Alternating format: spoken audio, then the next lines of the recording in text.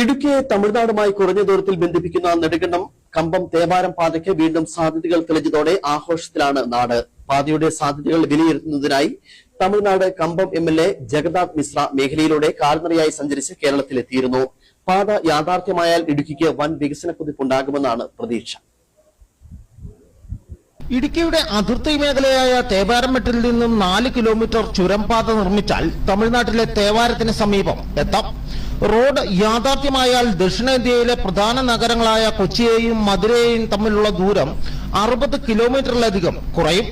ഇരു സംസ്ഥാനങ്ങളിലെയും അതിർത്തി മേഖലകളിൽ താമസിക്കുന്നവർ കാലങ്ങളായി ഉന്നയിക്കുന്ന പാത നിർമ്മിക്കുന്നതിനുള്ള സാഹചര്യം മനസ്സിലാക്കുന്നതിനായാണ് കമ്പം MLA ജഗന്നാഥ് മിശ്ര വനമേഖലയിലൂടെ കാൽനടയായി സഞ്ചരിച്ച് കേരളത്തിൽ എത്തിയത്.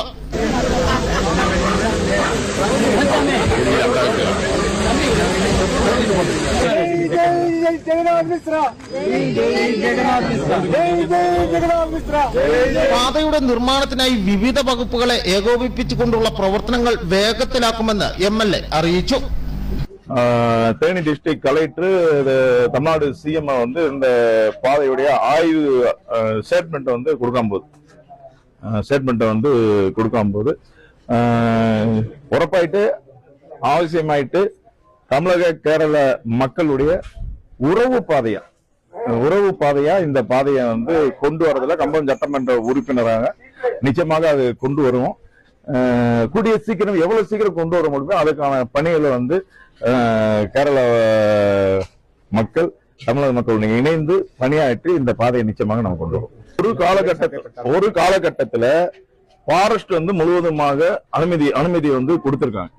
அதிகாரிகள் சேஞ்ச் ஆகுறப்ப அதிகாரி கண்டிஷன் போட்டிருக்காங்க. இத சட்டமன்றத்துல தமிழக சட்டமன்றத்துல நம்மளுடைய சாகுலத்து மெட்டு பாதையை வெகு விரைவாக கொண்டு வரணும் அப்படிங்கறத பேச இருக்கும். தமிழக முதலமைச்சர்கிட்ட இதை கொண்டு செல்ல இருக்கும். ஃபாரஸ்ட் ACCF இவங்கிட்ட எல்லாம் நம்ம முறையா இதை எடுத்து சொல்லி வெகு விரைவாக கொண்டு வர்றதுக்கான முயற்சி எடுப்போம். ஒரு நாள் விஷயம் அல்ல, தொடர்ந்து நம்ம മുയற்சி എടുത്താൽ നിശ്ചയமாக പതിറ്റാണ്ടുകൾക്ക് മുമ്പ് സജീവമായിരുന്ന പാത പിന്നീട് തമിഴ്നാട് വനം വകുപ്പ് അടയ്ക്കുകയായിരുന്നു. 1981 റോഡിന്റെ നിർമ്മാണ ഉദ്ഘാടനം നടത്തിയെങ്കിലും തുടർ നടപടി ഉണ്ടായില്ല. പിന്നീട് പലതവണ പ്രഖ്യാപനമുണ്ടായെങ്കിലും വിവിധ തടസ്സങ്ങളാൽ പദ്ധതി ഉപേക്ഷിക്കപ്പെടുകയായിരുന്നു. News bureau, Udumbanchola.